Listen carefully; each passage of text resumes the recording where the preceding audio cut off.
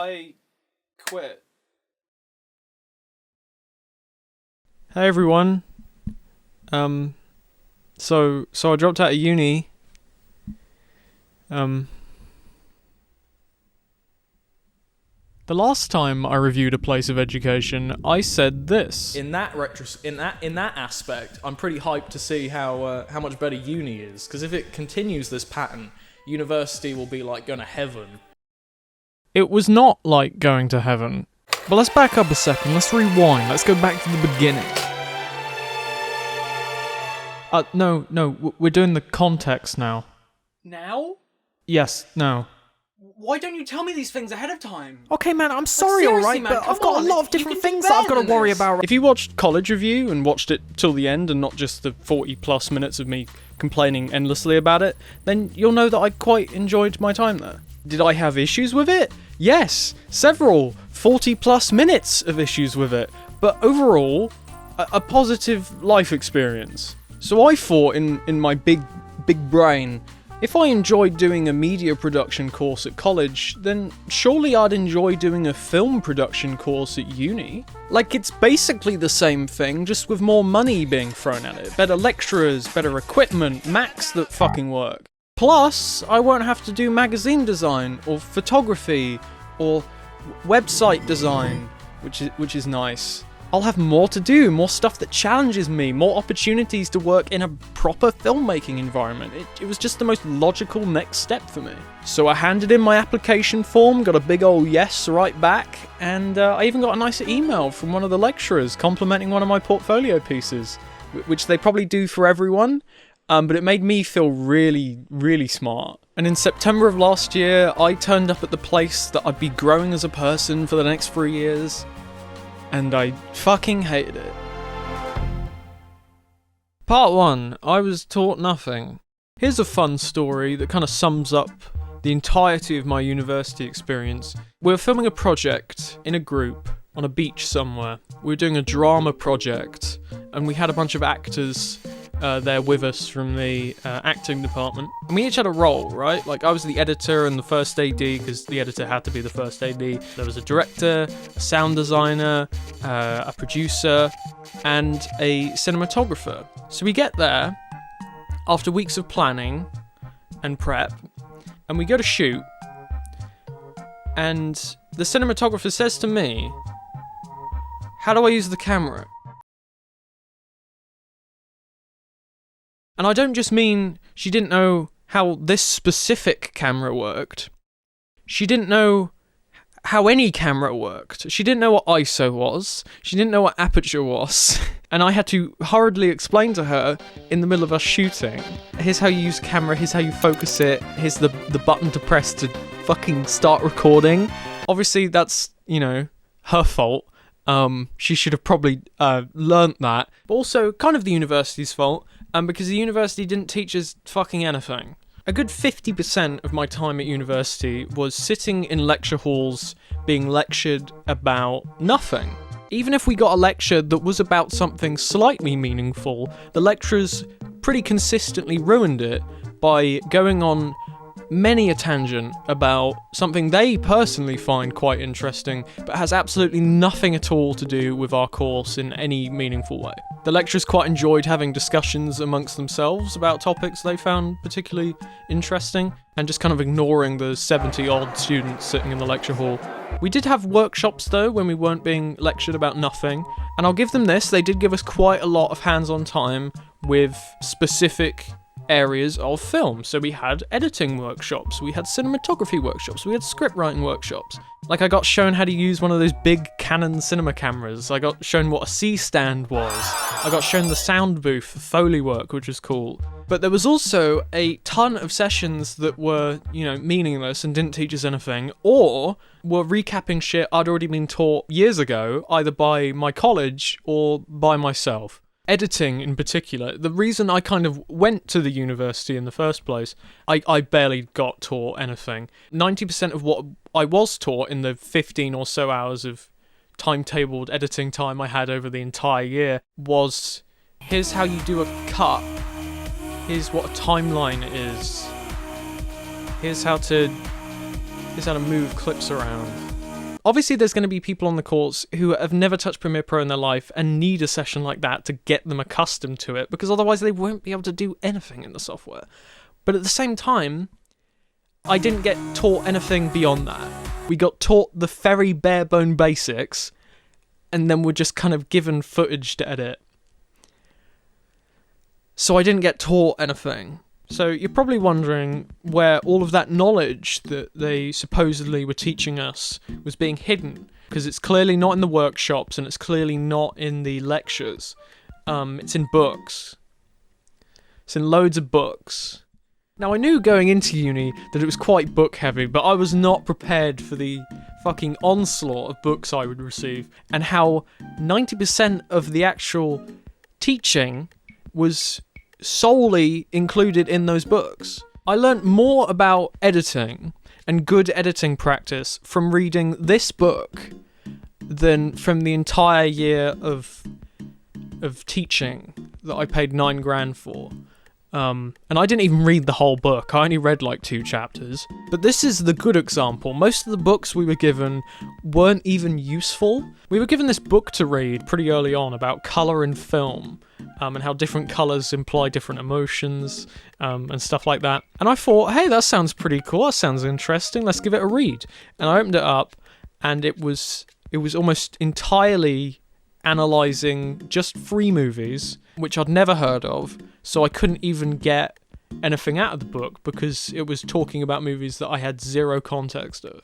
So rest assured I didn't learn anything from that one. We were also given projects to do and expected to learn through experience, which, I agree, you should learn through experience. That is the best way to learn. I learned how to do Foley for one short, and I learned how to organise footage properly and how to organise timelines properly. And just the general experience of editing a movie instead of editing one of these fucking videos is incredibly different. And it was nice to just have that experience. Did the uni teach me any of that? No. Part 2. I was wasting my time and money. Before we continue, I do need to give a little bit more context for this section because it's pretty important. So, but go back in there. Go into this area of the screen. Zoom in. Do a little zoom transition. And I fucking hated it. Alrighty then. Now come back. You got more context to do.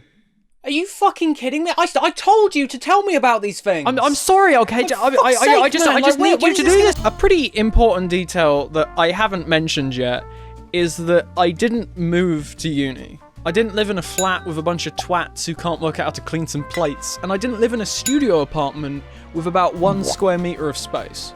Instead, I commuted. I hopped in my Citroen C4 every morning and made the painful hour-long trek up to a park and ride. If you don't know what a park and ride is, because you're not British, it's basically a big car park on the outskirts of a city that has a bus stop in it, and you pay for your parking ticket and your bus fare in one go, and it just takes you into the dead middle of the city. It's great for people who don't want to park in the middle of a busy city at rush hour. And then sat in a bus for 15 minutes, and then got off the bus, and then walked for another 15 minutes to get to my uni. This is what I did, twice a day, 2 to 3 times a week, every week. You may be wondering, why did you do that? Why didn't you just move? Isn't half of the appeal of uni the moving part? The partying and the alcohol and the pot noodles? That's the fun bit. Why did you avoid the fun bit? Well, 1, this is not my idea of fun. If I moved to uni, all I would be doing would be just sitting in my room. So I'm not exactly missing out on a whole lot. Maybe the pot noodles. And 2, because I thought it would be easier. Yes, in hindsight, no. But I thought that doing this would actually save me time, stress, and money. I wouldn't have to cook my own meals, or do my own washing, or deal with a bunch of twats who don't like taking the bin out. Every day that I don't need to go into uni will be so much easier because my mum can do all the shit that I don't want to. What a great plan, I thought. Awful plan. Don't ever do that plan. Terrible. Shit plan. I should have learnt from college and the hell I had to go through just to get there every day that commuting is not fun and you should never do it. I didn't learn from that though, and I paid the price for it. Commuting long distance is terrible, awful, a nightmare. I never want to do it again, and I probably will do it again because I'm an idiot. I'm quite an anxious person, so having to drive an hour every single day and every single night, did not help. That did not help at all, not even a little bit. But, you know, I was avoiding something that I knew would make me even more stressed, and as long as I was still going into uni and being taught stuff that was useful and insightful, and I was enjoying my time there, then it would be worth it in the long run. Every time I went in and I had a lecture and I got taught absolutely nothing useful and I sat there bored out of my mind, I just kept thinking back to the hour and a half I'd spent to get there, and then thinking forward to the hour and a half I'd now have to spend getting home, for nothing. For absolutely nothing meaningful at all. I just wasted a day of my life. Remember that Premiere Pro workshop where I just got taught stuff that I'd already known for 5 years? That's a little bit worse when, you know, that I'd driven an hour and a half just to fucking get there. A little bit worse. We had a production design session, right? And, you know, production design, not that interested in it, but I'll still attend because, you know, there might be something useful there. And I get there and we are making little houses out of cardboard. We had a producing session, right? This was towards the end of the year. And we get to the room, and the room was occupied by another class. So then we wait about 10 minutes after the lesson was meant to start for the lecturer to show up, because they never turned up on time. He waddles in and is like, oh, that's a bit of a pickle, that is. So he goes and finds a staff member and is like, hi, our room has people in it. And they're like, oh dear, seems the timetabling messed up. I don't know how that is even a possibility that you can book 2 classes in the same room at once. It feels like there should be a fail-safe there, but apparently there wasn't. Okay, there's a free room in this other building on the other side of the campus. Go walk there. So about 15 people all waddled down for about 10 minutes over to this other building, and we walk downstairs into the basement, and we get to the room, and that room's occupied as well. So the lecturer goes and finds another staff member and is like, hi, there's people in this fucking room as well. And they're like, oh, there's a year 0 class in there. The year 0 classes aren't timetabled. So then we're told, okay, there's a free room over here on the other side of the campus. So we have to walk all the way back, another 10-minute walk, just to get in this room. And we get in the room, and there isn't a fucking board to display the dude's slides. So he can't even do the lecture. So instead of doing the lecture, he just stands at the front for an hour and just asks everyone, what's your favourite TV show?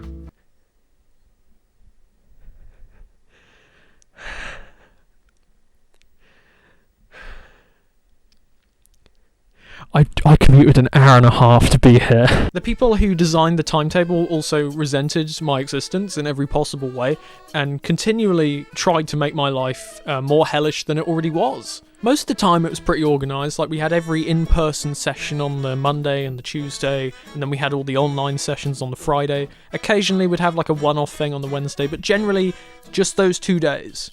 And they were full days as well, which was quite nice. But then we had times where they just kind of fucking forgot about that and made it as confusing as possible. Like, we'd have a day where we were doing pictures, right? And the entire day would just be pictures. So you'd go in with your group for 10 minutes, do a pitch, and that was it for the whole day. Now, if you lived there, that'd be quite nice. You can just go home and, you know, fucking play Call of Duty. But I had to drive an hour and a half to do a 10-minute pitch and then come home. So I did a 3-hour-long commute for 10 minutes of the session. And I can't skip that session because it's a pitch, and I'm graded on that. So thank you. Very cool. We also had group tutorials, which were these like weekly sessions where us as a group sat down with a lecturer and just updated them on our progress. These were mostly useless, as per usual. Most of the time it was mainly just arguing. But occasionally they would timetable these so poorly that one of these sessions would be the only thing in a day. And these sessions were only like 40 minutes long. They also made the gap between the morning session and the afternoon session as long as possible, and I don't know why. Like, the lunch break was 2.5 hours. Why? But even if you entirely ignore the problems of commuting and all the issues that caused, the uni was still dead set on wasting everyone's time in the most confusing ways possible. Right at the start of the course, we were told that for our first project we would have to book permission with the city council. We were given all these forms to fill in, health and safety forms, COVID safety forms, because it's COVID at this point, and we had to email them to the city council about 3 weeks before we were shooting. Bear in mind we'd been told this about 4 weeks before we were shooting, so that was quite a mad rush of a week. So I get all these pointless, fucking confusing forms filled in that are designed in the most abstract ways possible. Then a few days later, I got an email back from the council informing me that, hi, because your group is so small, you don't need to request permission, idiot. So they made us do all of this for nothing. Woo! The hand-in requirements for each unit were also hellishly stupid. The actual film you make, you know, the thing you're attending the course to learn how to do, that's only about 20% of your grade. The rest of your grade is pointless paperwork. Wee! Woo! Fucking brilliant. We had to do an evaluation of our film and our work, create a folder of all our pre-production materials, and create a list of supporting documentation that we used to learn how to do the things we did in our film. Now, the evaluation, I don't mind. I think that's genuinely useful. Because, like, half of learning how to do something is reflecting on what you did well and what you did wrong and what you want to improve next time. I think the way they made us do it was kind of moronic, but evaluation is always useful in my book. Now, the supporting documentation, is not useful. We had to do 5 A4 pages, which was just basically an essay of us linking different quotes from books we'd read to minute decisions we'd made while working on our pieces.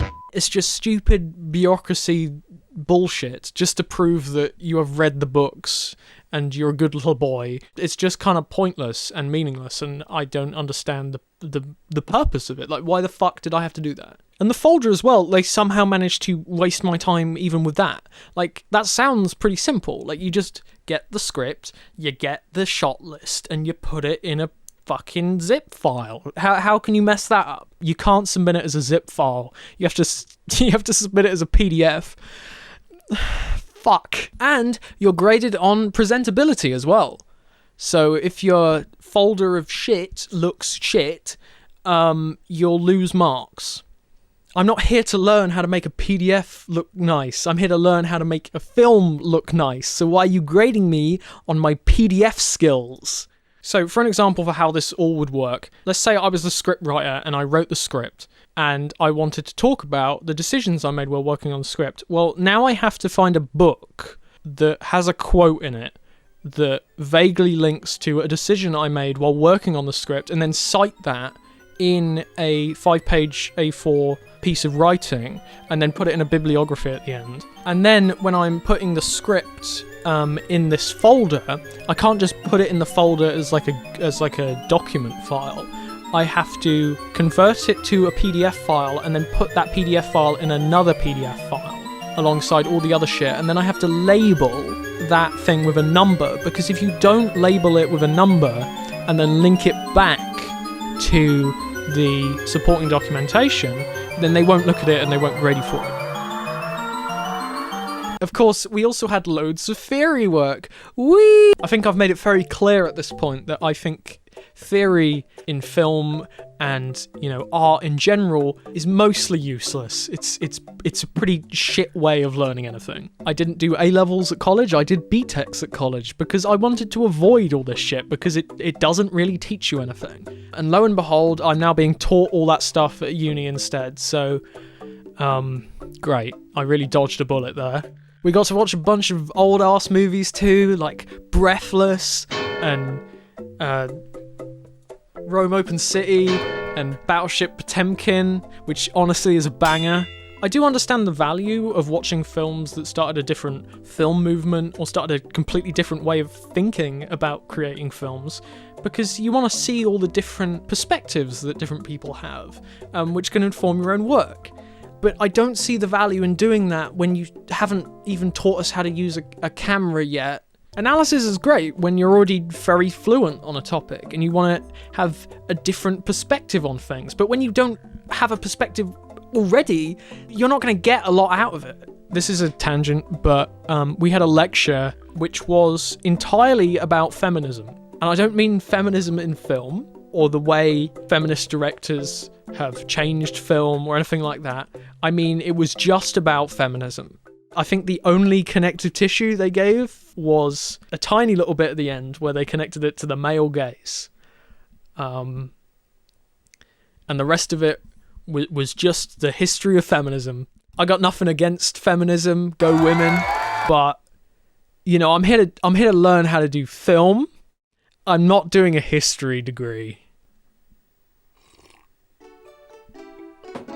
We also had to do essays too. Great. Woo, essays. Fucking love them. They're awesome. Thankfully, we only had to do one essay last year, and it was probably the most meaningless shit I've ever written in my entire life. And I've written this. I will now present to you the thesis of my essay.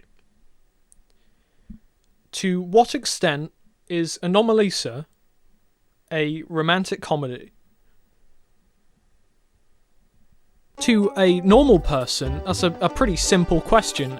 It's not. It's just not a romantic comedy. It's a miserable nightmare horror black comedy film that is romantic on only the most surface level, and is mostly just miserable. But we're not normal people. We're film analysts, so we like to take the scenic route around the problem to just drag out any possible meaning that the director didn't even intend in the first place to make ourselves feel more smart.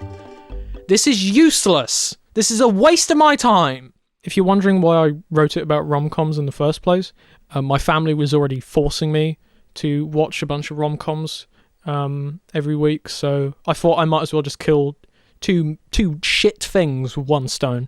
And it worked. I got a pretty good grade on that, so... Even the things that were slightly good and slightly useful somehow still managed to waste my time in the most meaningless of ways. You remember how my college couldn't work out how to get Macs that functioned, and they just consistently didn't work? Well, my uni had that problem as well. $9,000 a year. So, quick side note, actually, my college did end up fixing the Mac problem. Here's how they fixed it. They have taped a Mac Mini to the back of a monitor.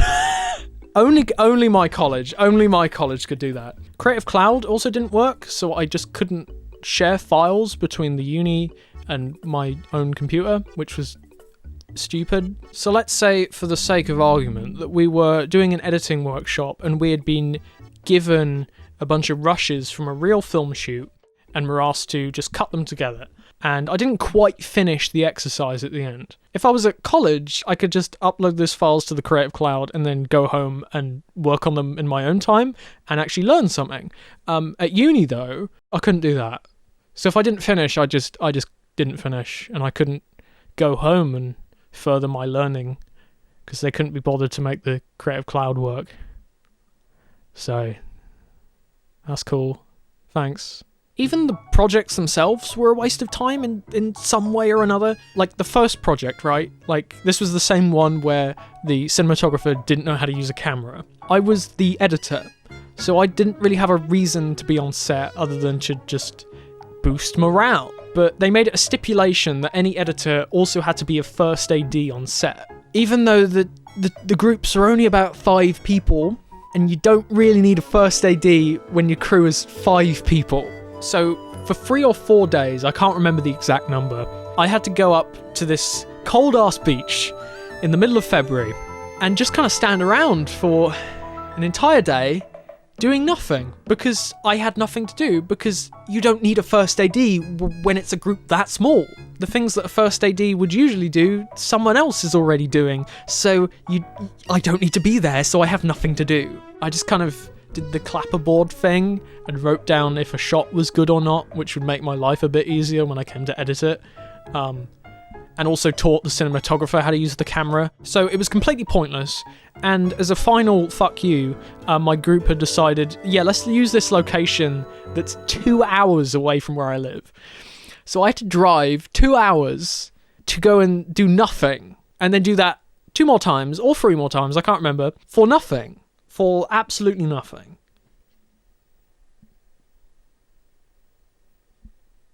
Part 3. It was ruining my mental health. I mentioned this in the update video I did a few months ago, very briefly, but I crashed my car earlier this year. And it wasn't a major crash, no one was hurt, I just went in the back of Ironically, I went in the back of a vehicle recovery truck, which was quite funny, but in the process I did write off my car. Which kind of threw everything into a hectic spiral, because now I couldn't get to uni, and I had to take another bus, which made the commute even fucking longer, which was really fun. But it also made me even more anxious than I already was, for obvious reasons, just at a point where I was starting to get more confidence driving. So now I've been kicked all the way back to square one. So just a really great life experience all in all. Now, what if I told you that I crashed my car 4 days after driving 2 hours to go and do nothing at all, after standing in the freezing cold for hours on end doing nothing, and then coming home only to have my entire weekend be nothing but edit this meaningless pile of shit just so I could get it ready for a screening on that Monday. I was completely exhausted, completely drained, completely dead, and I crashed my car for it. It wasn't just the car thing though, like that didn't help matters, obviously, but pretty much every single thing the uni did was meticulously designed to make me as miserable as possible. I've already talked a bit about the timetable, but I missed out this one key point. About a month into the term, they decided to change the timetable without telling us, so that all the afternoon sessions now started and ended 2 hours later than they did before. An afternoon session would now finish, instead of 4:30, would now finish at 6:30. Now if you live there, this change isn't much of an issue. Like, slightly annoying, oh, they've changed the timetable without telling me, and oh, my lunch break's now going to be longer, and oh, I'm going to have tea late, oh. But for someone like me, bit more of a problem, just a little bit more of a problem. Because now my day, instead of being, already quite long, is now even fucking longer.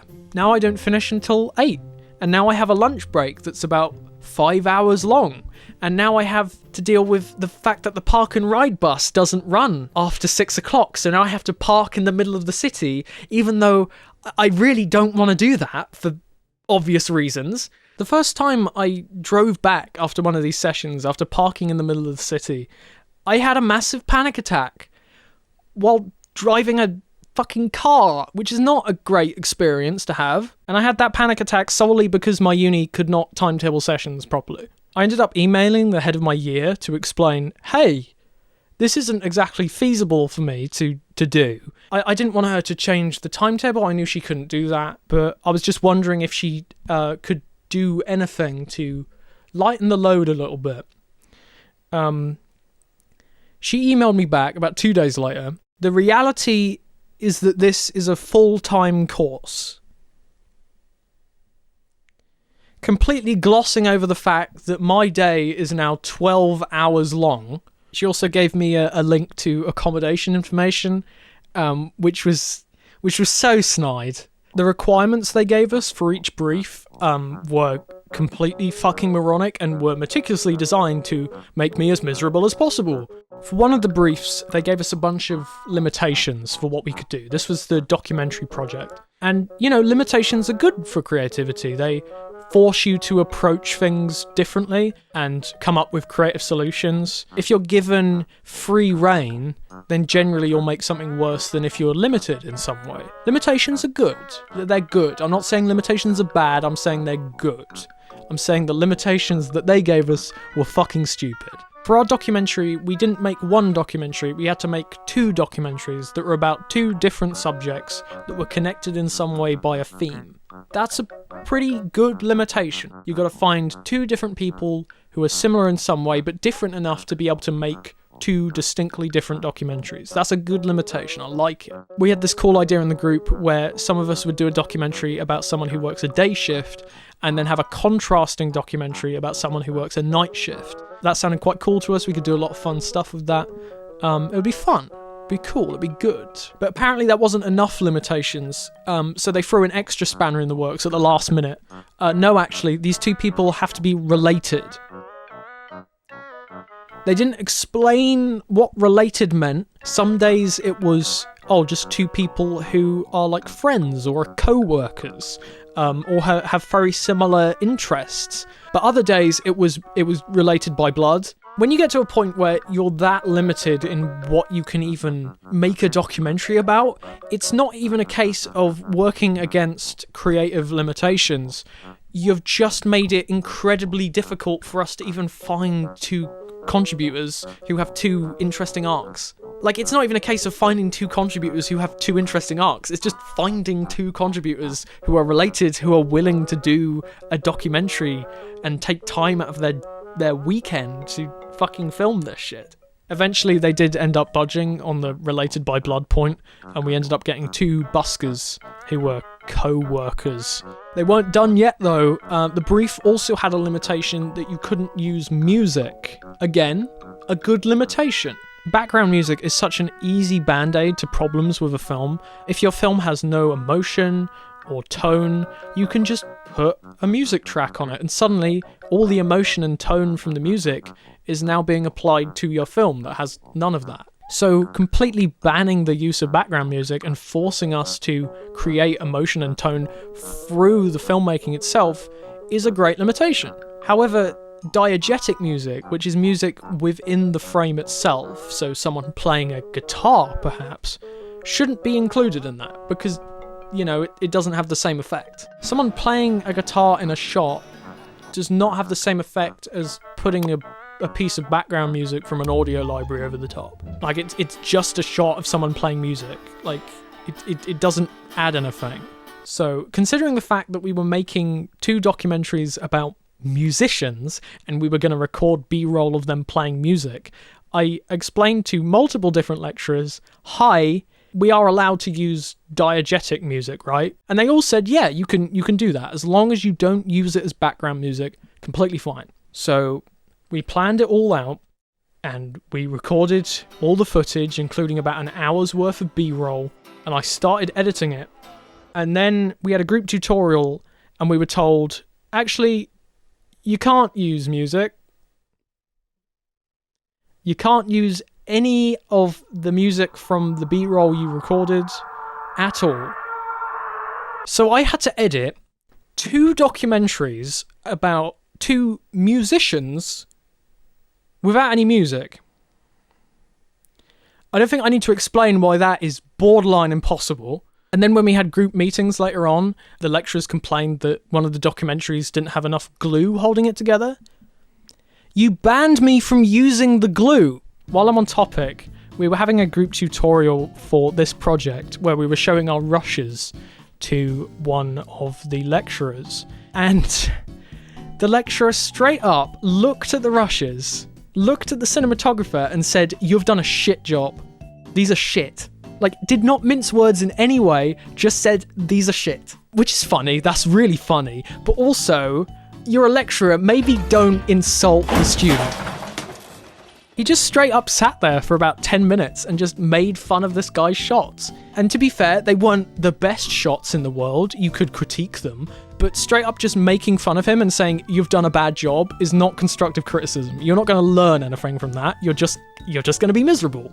And funnily enough, that guy ended up quitting the course about a month later. So great learning environment, really good job there. That was kind of a running problem with the lecturers. They really liked criticizing people's work, but they didn't really criticize the things that mattered, and they didn't criticize in a way where you'd learn anything from it. They just criticized. Like, we'd have lectures where all the groups were just showing off the draft cuts. Generally helpful, but not helpful when the lecturers just stand at the front and just criticize every meaningless, small, tiny little piece of film and decision making that they possibly could.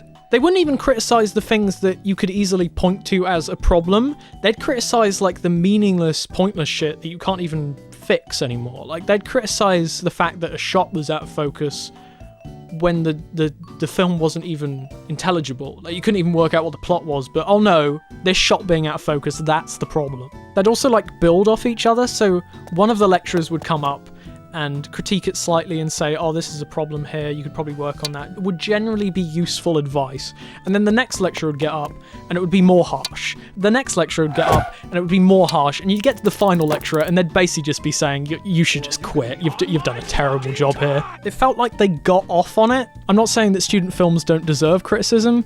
Generally, they do. But, you know, just saying something shit and just railing into someone, you're not going to learn anything from that. You're just going to end up miserable. That's how you burn out. That's how you end up losing every single little bit of confidence you entered the course with. Ironically, when we showed one of our films, it was the only one that didn't get railed into. It was the one where the lecturers were like, this is actually pretty good. You've done a pretty good job here. They were mostly just complimenting it. Slight problem though, I didn't get to hear this lovely praising of my work that I just spent the weekend working on because I was standing on the side of the road after I crashed my car.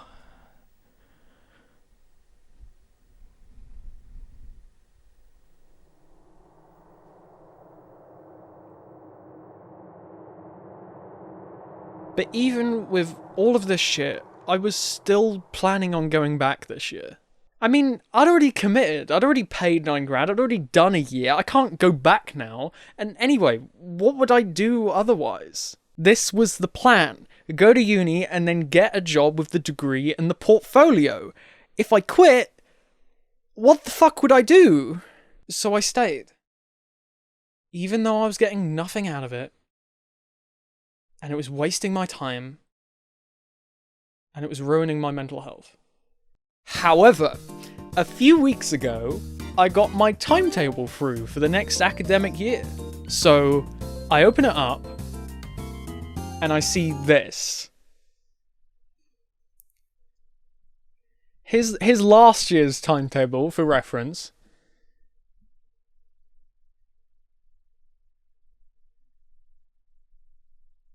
Part 4, I quit.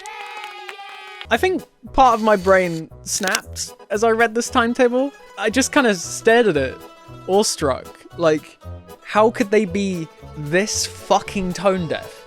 How did they manage to make something that was already shit worse? Every week is full of half days. There's no pattern for anything.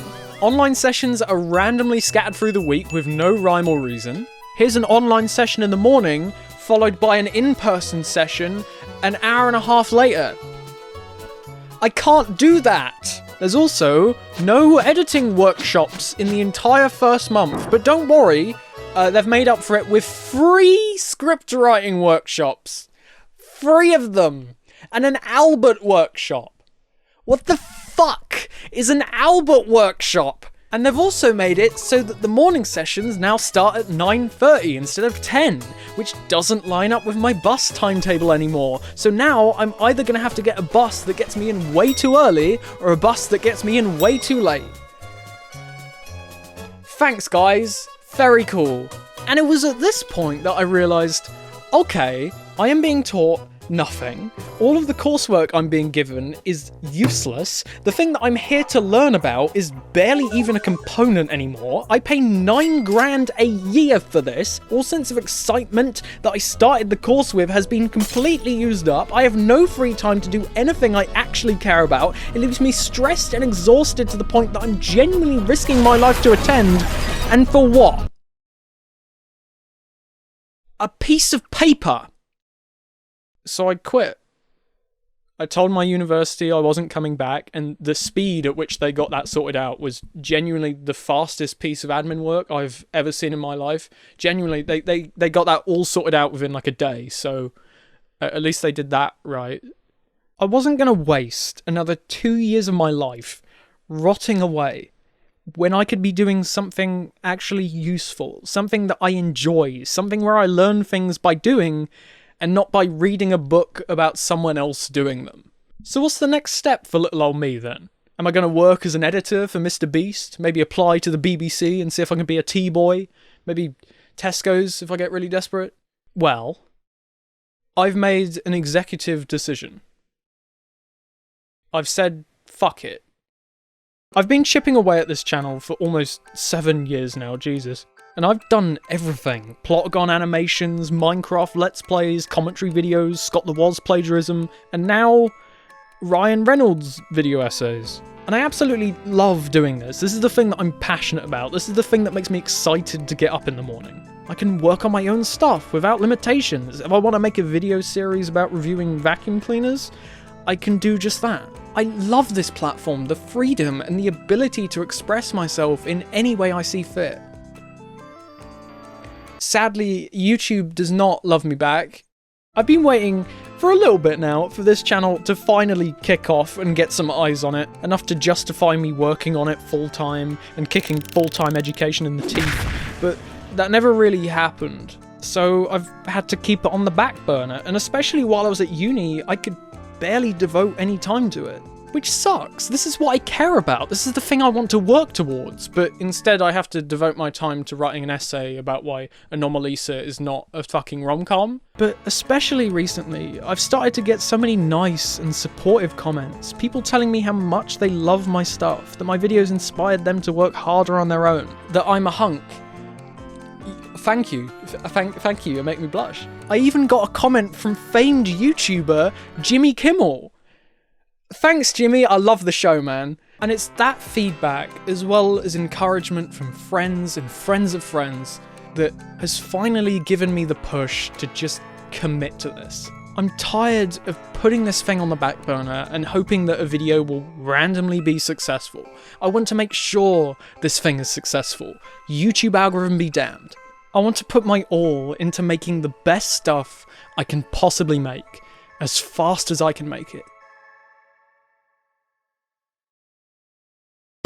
So, I'd like to thank you all for supporting me over the years, for watching my stuff even when no one else was, and for finally giving me the confidence to just commit to it. In conclusion, fuck university.